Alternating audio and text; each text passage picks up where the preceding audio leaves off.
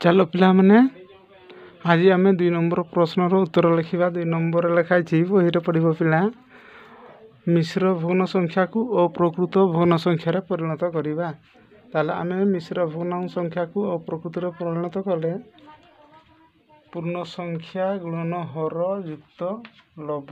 ताले 4 3 12 12 1 मिसिले 13 विभक्तक 4। सहीपरि ख नंबर पूर्ण संख्या गुणन हर युक्त लब 5 7 35 35 रे 4 मिसिले 39 विभक्तक 5। सहीपरि 9 5 45 46 47 याला 47 विभक्त 9। सहीपरि 742 42 रे 5 मिसई देवा 742 42 रे 5 मिसिले 42 5 47 विभक्तक 7।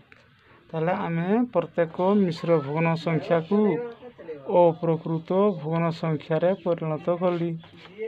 वर्तमान तुम पाई मु 5टी प्रश्न लिखुची तार उत्तर कमेंट्स माध्यम लिखि जणाइदेव।